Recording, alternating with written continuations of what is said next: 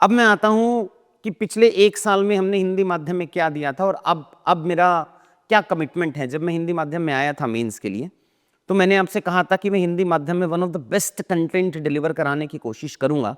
Because जो ये Hindi medium का रिज़ल्ट खराब आ रहा है, वो इसलिए नहीं आ रहा है कि यूपीएससी आपके अगेंस्ट में हो गई है उन बच्चों की, बट वो इसलिए भी आ रहा है कि जो कंटेंट की क्वालिटी है, जो गुणवत्ता है, वही कहीं कम हो गई है।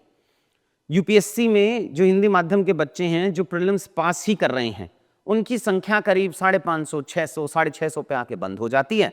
तो अगर 550, 600 बच्चे 12,000 में से मुख्य परीक्षा लिखेंगे, उसमें से निकल के फाइनल सेलेक्ट होने वाले 30-35 ही बचेंगे। मेंस पे हमने 1 साल काम किया।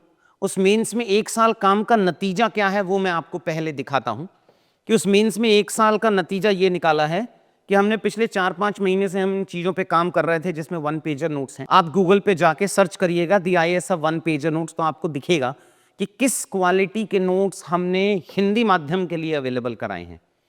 हिंदी माध्यम का स्वाभिमान इतना कम हो गया था, बच्चों का सिलेक्शन का करेज नहीं था, हिम्मत नहीं थी, लगता ही था कि 6-7 साल की जर्नी है। एटलीस्ट मेरे पिछले 1 साल की जर्नी में मुझे वो इम्प्रूवमेंट देखने को मिला है।